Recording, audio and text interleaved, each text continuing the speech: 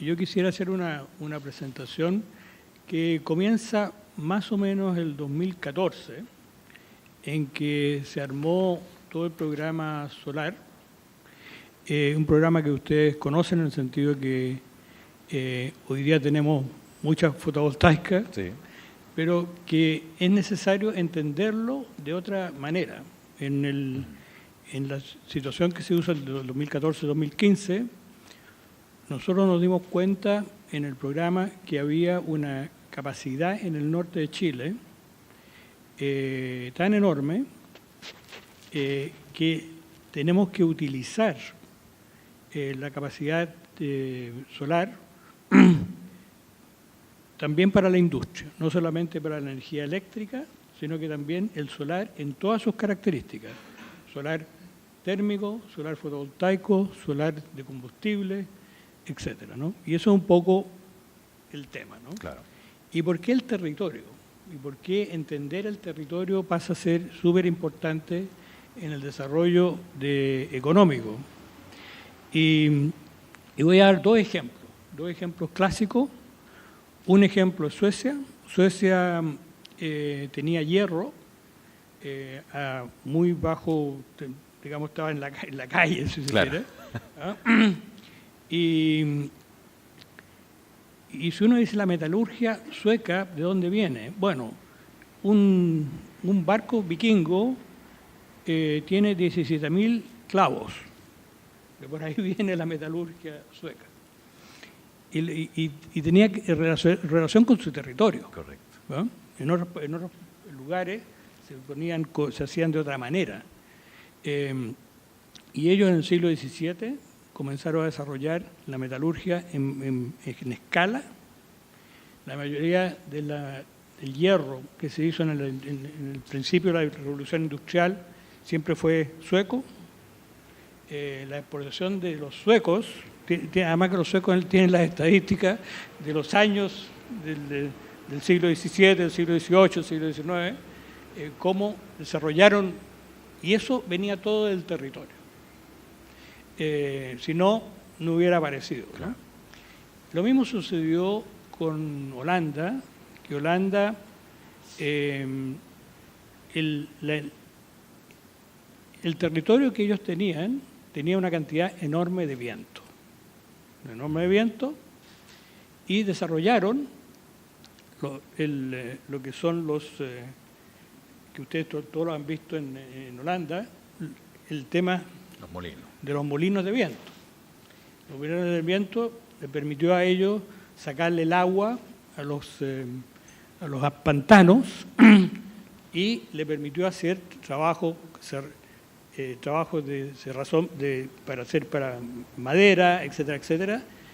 En el siglo XVII, los holandeses estaban produciendo 50 barcos al año versus los ingleses, que eran 20 barcos al año.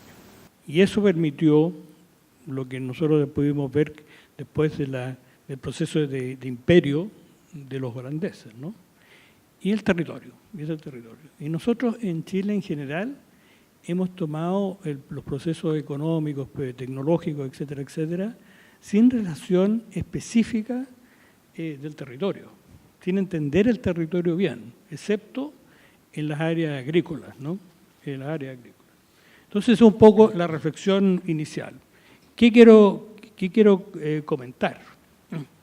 Primero, que este territorio donde estamos es único en el mundo, y vamos a ver por qué, y tiene además el día y la noche, y por las mismas características. O sea, en el día nosotros tenemos lo solar, que tiene una potencia que lo vamos a ver, y en la noche, por las mismas características, tenemos los mejores cielos del planeta, ¿no? Entonces hay una singularidad que hay que entender y que hay que utilizar también, ¿no? Esto a lo mejor muchos que se han metido en el mundo solar lo han visto muchas veces, pero yo lo quisiera lo que quisiera señalar es que aquí tenemos este territorio, el principal, la parte más importante está ahí, y estas son las radiaciones que nosotros tenemos en el norte de Chile. Y aquí hay distintos tipos de medidas de radiación. La radiación global que se llama es la más difusa, y nosotros tenemos en el desierto de Atacama y en esta región en general 2.700 kilowatt-hora por metro cuadrado, ¿no? Tecnológicamente no podemos hacer 2.700 kilowatt-hora por teléfono por ahora, pero eso es lo que está cambiando, ¿no? Eso se da única y exclusivamente acá en este norte, en esta zona. Digamos, si tuviera los lugares del mundo que tienen alta radiación, ahí estamos. Hay también en Australia, están la parte más árida, ¿puede ser? Rojas, no necesariamente áreas. Y este fue un poco el tema que nos sorprendió en el programa solar, ¿no? En el caso de la radiación normal directa, que es la que se utiliza para entender lo fotovoltaico, es la misma, son distintas maneras de hacer la radiación, pero es la misma radiación. Lo que pasa es que lo global es menor que lo directo, de 1.800 kilowatt-horas por metro cuadrado, ¿no? Y directo significa que va directo, que el sol va directo al fotovoltaico, ¿no? El otro es genérico. Y una cuestión que esto se ha conversado bastante en Chile, pero lo que se ha conversado mucho menos es que nosotros tenemos un promedio de 4.200 horas de sol al año en esta región. Eso significa más o menos entre 340 y 350 días del año. ¿Y cuál es el impacto que tiene esto? El impacto que tiene esto es que se puede utilizar solar térmico, solar directo, como en forma industrial. Y lo voy a mostrar más adelante, que por ejemplo los alemanes tienen mucho mejor tecnología para nosotros que como nosotros, y estamos trabajando con ellos, pero ellos tienen 1.800 horas solares. Y con 1.800 horas solares uno no puede utilizar sistemas, por ejemplo, de fusión directa solar desde el punto de vista industrial. No dan los números. En el caso nuestro, los números dan. Perdón. Ahora, ¿qué está pasando con lo solar? En lo solar, nosotros estamos en este momento en un estado en que hay un 20% más o menos, lo que ustedes ven de fotovoltaico en Chile. Las buenas plantas tienen un 20% de eficiencia en el uso de lo solar, ¿no? ¿Para dónde vamos? Estamos aquí como el 20%. El estado del arte es el heterojunction que está en... perdón, tengo que acostumbrarme aquí. Que está aquí. Yo no sé si alguno de ustedes ha visto que se entregó en el programa Atamos, Atamo, que es el módulo del desierto que se está trabajando en la Universidad de Antofagasta. Claro. Se entregó INES, la institución INES de Francia, entregó para seguir trabajando en el Atamos en Chile a este nivel. Este es el estado del arte. El problema de nosotros, y por eso el Atamo, que es importante, es que si tenemos buena radiación, es muy bueno, pero tiene un problema muy complicado con los materiales. Ajá. Entonces, nosotros nos vamos a dar cuenta que muchas de las fotovoltaicas que se han hecho en Chile van a vivir 15 años, no 25, etc. Entonces hay un trabajo que hacer en Chile de entender los requerimientos específicos materiales que hay que hacer para que los módulos en el desierto operen 25, 30 años o 35 años en el futuro, ¿no? Y esto es una curva de para dónde vamos. Llegamos al 20% por ahí, hoy, y al final de la década vamos a estar en un salto tecnológico que ya se está, que se entiende muy bien, que se llama el tándem. Esta curva se termina en términos teóricos, llega al 29.4%. Eso es una cosa más académica, pero ya esa tecnología se acabó. La siguiente que viene es el tándem. ¿Y qué estamos hablando aquí? Estamos hablando de un 30% de eficiencia, 34% de eficiencia, 35% de eficiencia. Y esto tiene una significancia muy mayor. ¿Qué significa?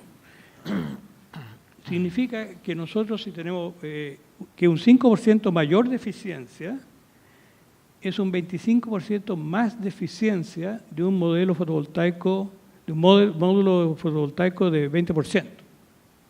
O sea, el salto no es, un 5% mayor no es 5%, es un 25% de eficiencia, ¿no?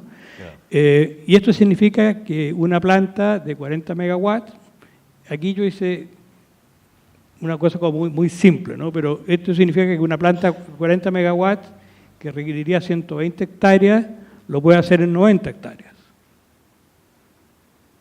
Si la planta es bifacial, que en el caso del átomo es bifacial, tiene dos caras, o sea, toma sol del frente y por detrás, y se ahorra además un 15% o más, puede llegar hasta el 30%. Es decir, un total combinado de 76.5 hectáreas, ¿no? En resumen, se ahorran 43.5 hectáreas de paneles, los inversores se ahorran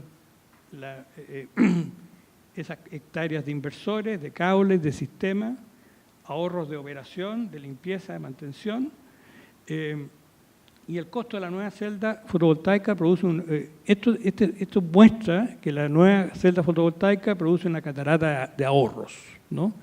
Entonces, no es simplemente el tema de la eficiencia, gatilla todo un proceso de... Y esto, en el caso, para terminar con este tema, en el caso de lo solar, todos los satélites que hay en el planeta, dando vueltas en el mundo, todos se hacen, producen con energía solar. Claro. ¿No? Y tú dices, bueno, ¿cuál es la eficiencia de los sistemas de estos sistemas? Bueno, la eficiencia de estos sistemas es el 52-54%. Es otro tipo de tecnología, que es una tecnología que se va a desarrollar mucho más en la próxima década, ¿no? ¿Cuánto estamos para eso? ¿Me decía que a fines de esta década o de la próxima década? ¿20 o el 30? No, el fin de los años 30, del 2020, de la década que viene, ahí vamos a llegar al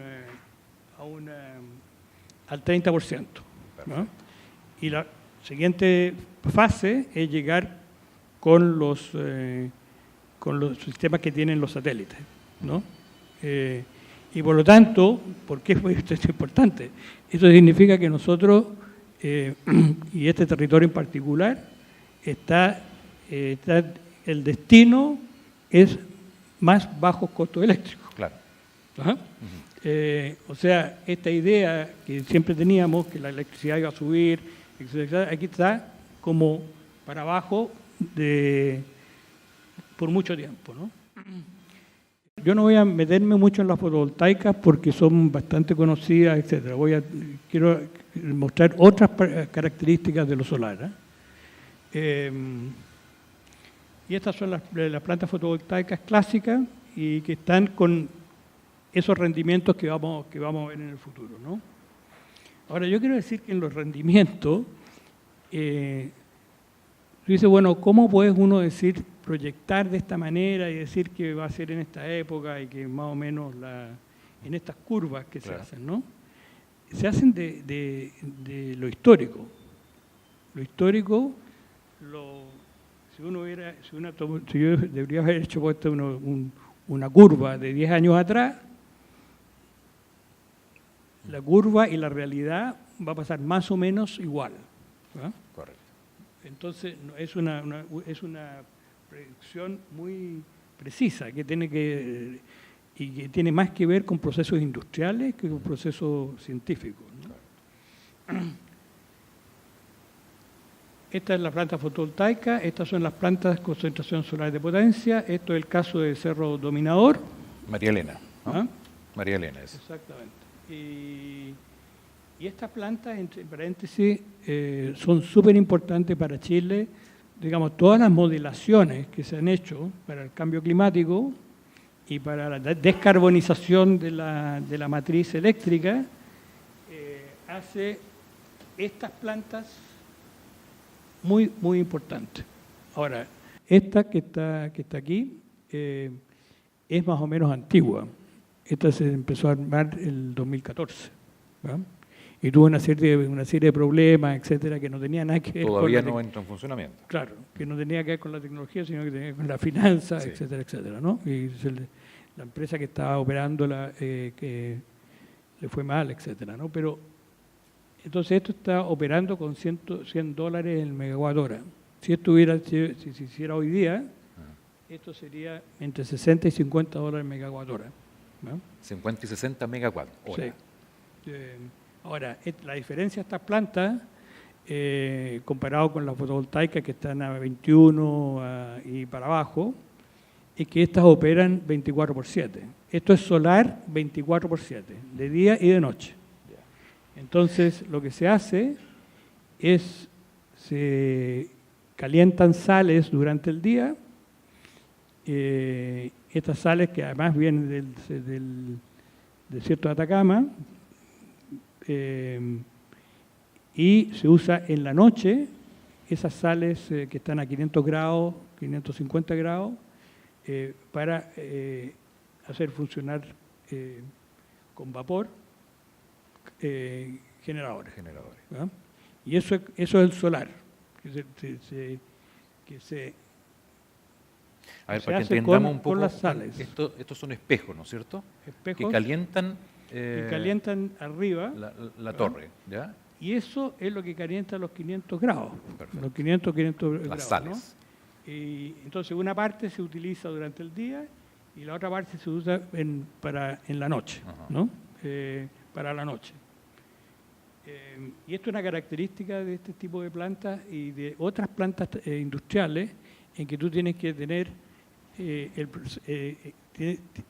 solamente tienes solar en la hora solar. Entonces tienes que hacer todo el trabajo en la hora solar. Correcto. Para poder operar en la noche, ¿no? Ahora, el segundo, esto es lo más eléctrico, lo anterior. De aquí empezamos a otro mundo, que es el mundo térmico solar, lo térmico. Ahora, si tú dices, bueno, ¿por qué lo térmico es importante? Porque resulta que desde el punto de vista industrial, el 70% de los requerimientos industriales son de calor, no son de electricidad. El 30% es eléctrico, el 70% es térmico. Y yo no sé en las casas, porque las casas son muy distintas, pero claro, nosotros tenemos agua caliente, nosotros tenemos calefacción, tenemos cocina, etcétera, etcétera, ¿no? Entonces, si uno calcula lo eléctrico y lo térmico, probablemente va a ser similar con la industria, ¿no? Entonces, esto es una cosa interesante que esto se hizo mucho en los años 70, del año 70, en Francia, en los Pirineos, en un lugar súper específico en Europa, y es un horno solar con temperaturas que llegan a 3.500 grados. Yo fui a este lugar para que hiciéramos un estudio de de fundición de cobre con solar directo. O sea, esto es una fundición. ¿Ah? Es una fundición esto. Esto es una fundición. Bueno, mira, te voy a decir. Aquí tú tienes estos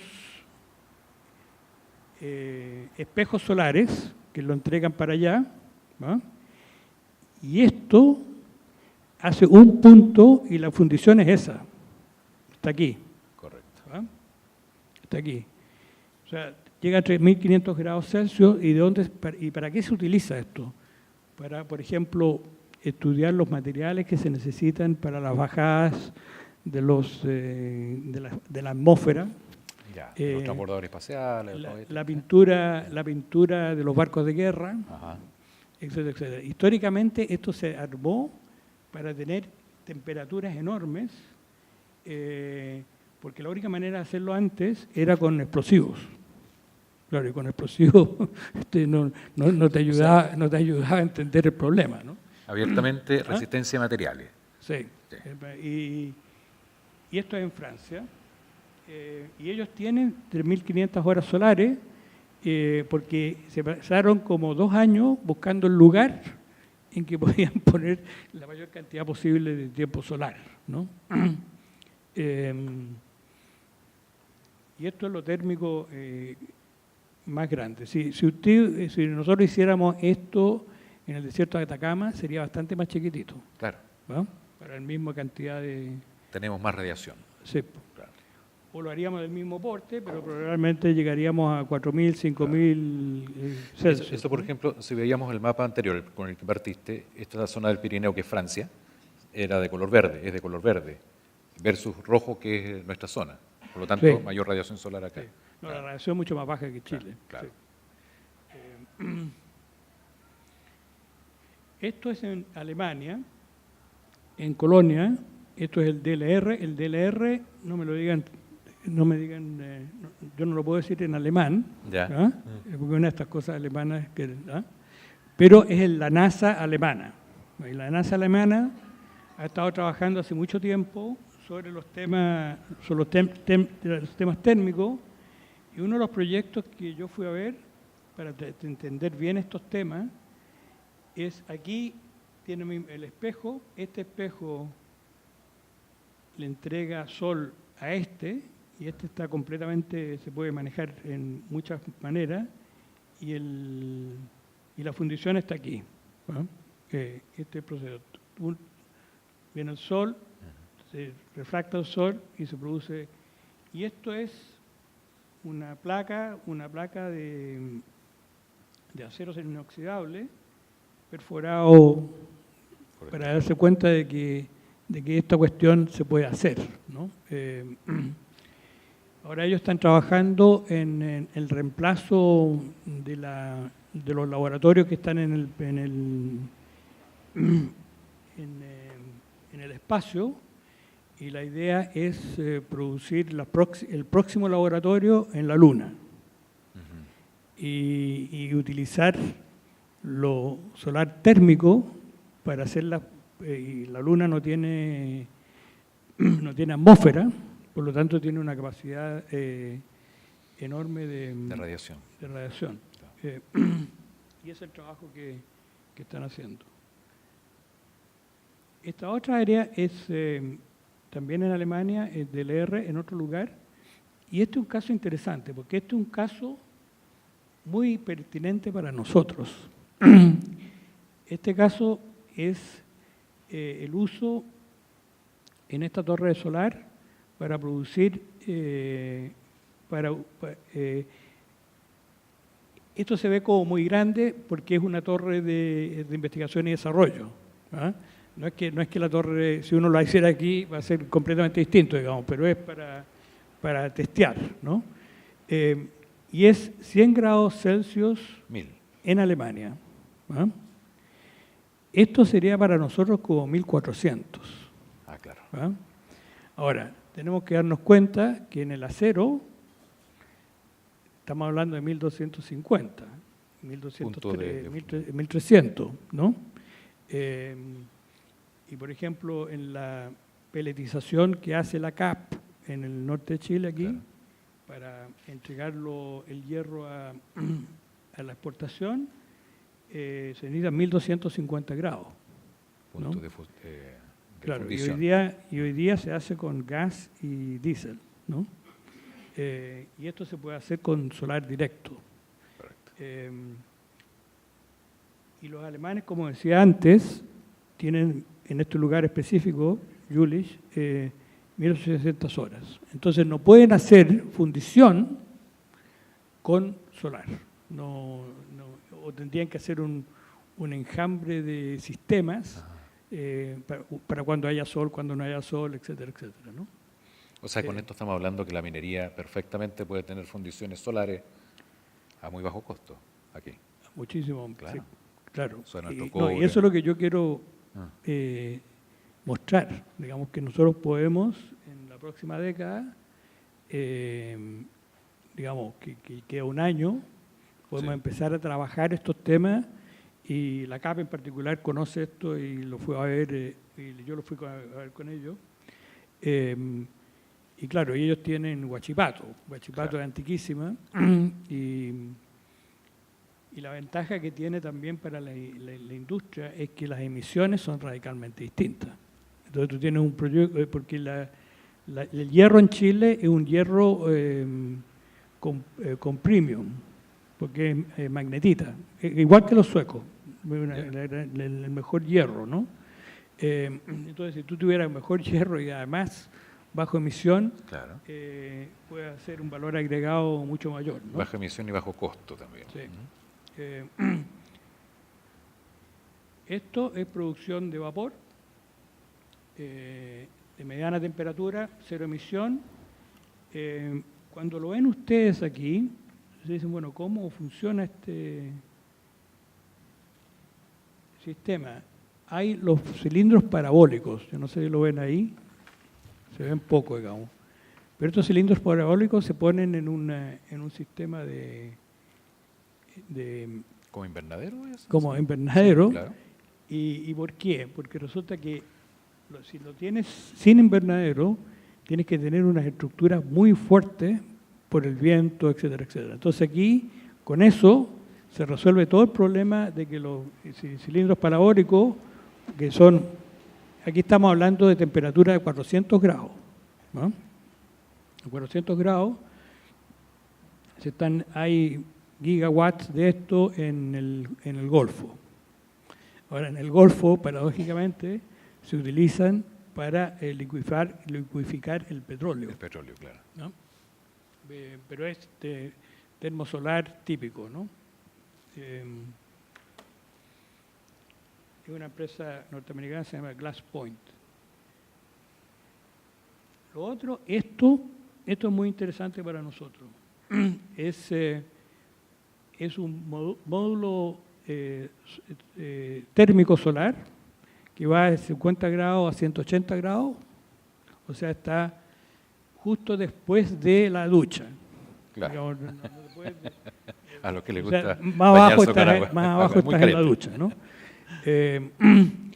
Y la cuestión importante aquí es que es un módulo, el estado del arte, que es en vacío.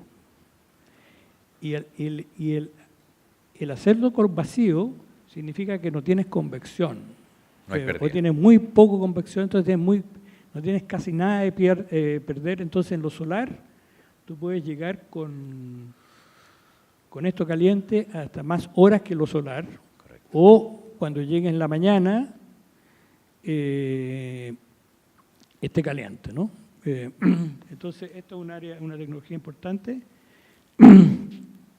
para nosotros y que se nació en realidad de CERN, de CERN en Ginebra, ¿no?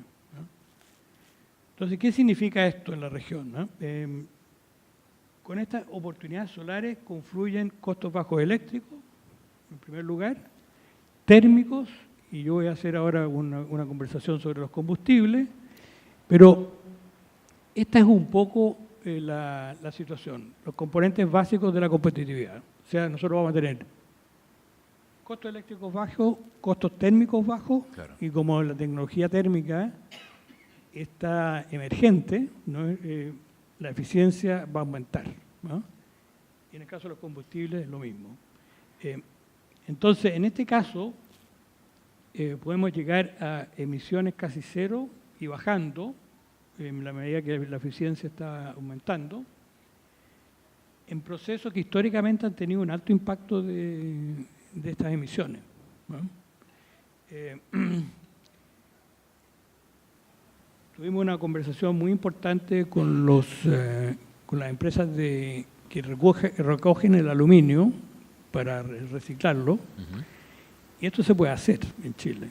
Lo único problema es que nosotros tenemos tan poco, nos parece poco, pero de los 18 millones de habitantes que toman una cantidad de cosas con aluminio, no es suficiente como para, entonces se lo mandan a las plantas de Argentina y de Brasil para hacer la fundición.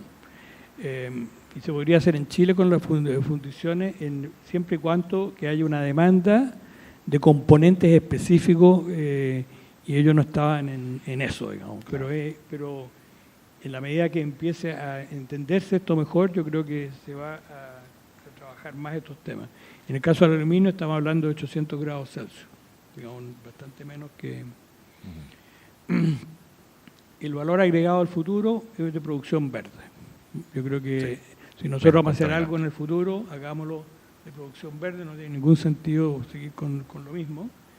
Y yo quisiera decir una cuestión sobre el valor agregado.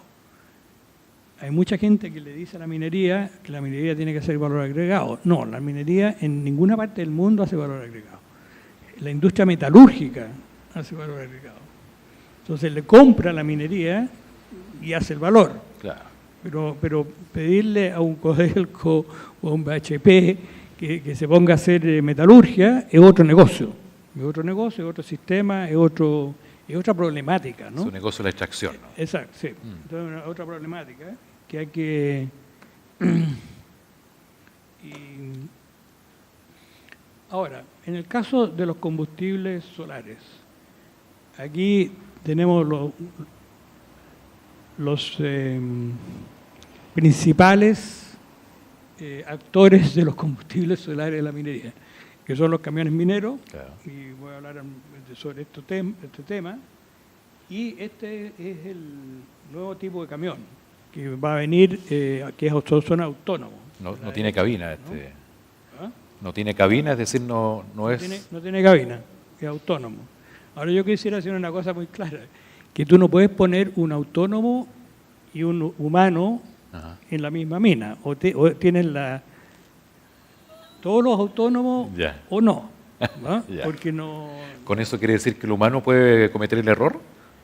No, porque el tipo de operación y el tipo de temas que se relacionan son completamente distintos, ¿no? Y por eso que en el caso nuestro en Chile, la Gavi tiene autónomo, claro, pero tiene autónomo, no tiene lo otro. ¿No? Sí. Entonces y va a pasar lo mismo en las ciudades en realidad. Por ejemplo, en Europa se está hablando de que en 2025 París quiere que en la parte central de la ciudad hagan solamente vehículos autónomos, pero tienen que ser solo vehículos autónomos. No puede, los humanos y los autónomos son otros problemas, ¿no? Entonces, y yo creo que en Chile se va a hacer paulatinamente. ¿Y por qué se va a hacer paulatinamente? Simplemente porque tiene mucha mina, tiene mucho camión. Claro. O sea, Chile tiene como 1.500 a 2.000 camiones que que duran el tiempo, digamos, ¿no? Entonces, yo creo que las minas nuevas van a empezar a operar más con estos sistemas. Ahora, para tener una idea de lo que estamos hablando con los camiones mineros, el consumo de combustible de la minería es 50% de la energía total. Hay una visión de que la minería es básicamente eléctrica, ¿no? Y en realidad es 50-50, 50% más o menos, digamos, ¿no? 50% eléctrico, 50% combustible, ¿no? Y el combustible, el 89% es diésel. Ahora, para ser clarito, la extracción de las minas produce el 78% de las emisiones directas de gases de invernadero. Y Que es demasiado, ¿no? porque está aquí, y los combustibles fósiles tienen precios volátiles y los camiones usan 3.400 litros al día de diésel. O sea, una enorme cantidad de... Si eso lo multiplica por los 2.000 y tantos camiones que me decía, ahí. Es mucho. Muchísimo, muchísimo. Y los números son impresionantes, son súper impresionantes. Eso sin contar las partes y piezas. ¿Ah? Es sin contar las partes y piezas que hay que, no sé, por un neumático, cuánto costará, refaccionar. Y nosotros en el programa solar hicimos con una empresa consultora un levantamiento de Chuquicamata. ¿Y por qué Chuquicamata? Porque Chuquicamata es la más profunda, ¿no?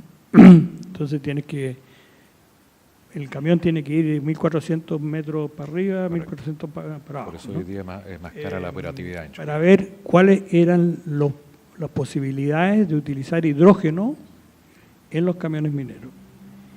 Y el resultado es alrededor de 60-70% de hidrógeno y el resto diésel con un combustible dual, que se llama de combustibles duales, o sea que tenga hidrógeno y diésel, ¿no?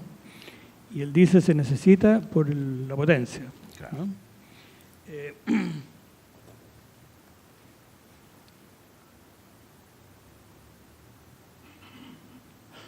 Esta es la empresa Alset, que fue la que hizo el trabajo y que se consiguió la licitación que se hizo en esta área. ¿Cuál es el valor para la minería? Reducción de costos y emisiones, significativo, lo voy a mostrar después. Eliminación de la volatilidad del precio del hidrógeno. En el caso del precio del hidrógeno, el hidrógeno se comporta como en el sistema eléctrico, o sea, es plano. Tú tienes un contrato, un PPA X, ¿ah?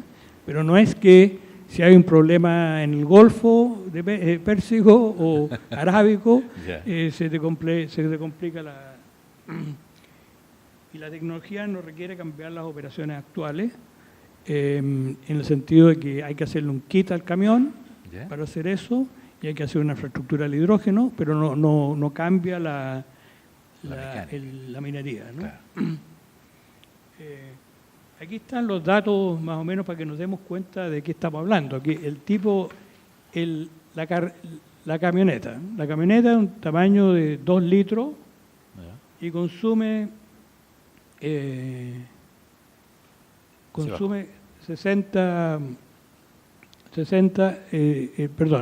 2 litros, potencia 160, consumo diario de diésel 10, emisiones de CO2 9.000. Y si uno lo mira para los camiones mineros, yo estoy enfrente de los camiones mineros aquí, pero las emisiones de CO2 son 3 millones al año de emisiones. Cada camión. Cada vehículo. Y si uno lo hace con hidrógeno, lo reduce a 1 millón, más o menos, ¿no? Y los camiones de carretera, digamos, los problemas importantes son los camiones de carretera y los camiones mineros. Estos son donde están las emisiones, donde están los costos, etcétera, ¿no?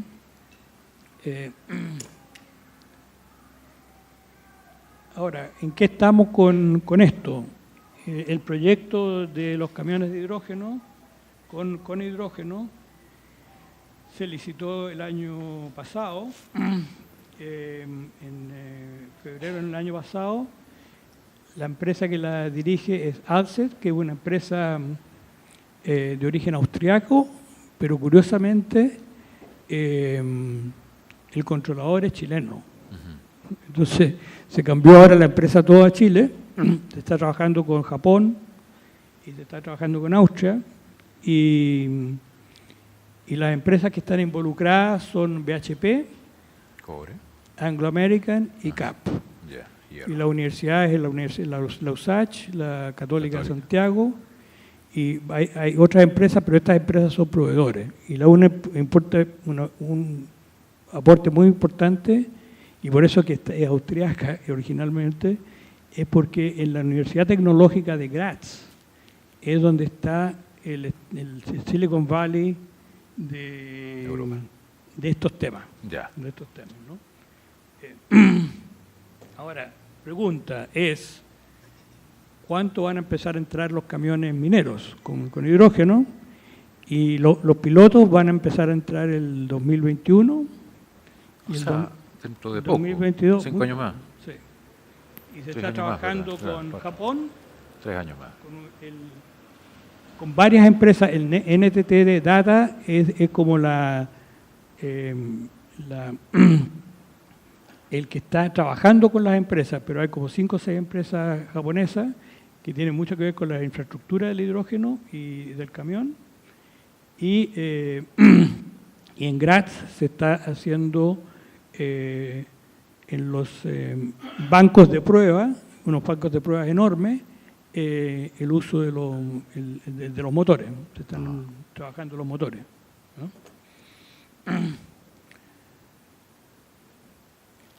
Desde el punto de vista para darse cuenta de la estructura y de lo que nosotros podríamos hacer en Chile con una hoja de ruta para el hidrógeno, que es que el problema que hay aquí, la inversión en infraestructura y demanda por unidad móvil.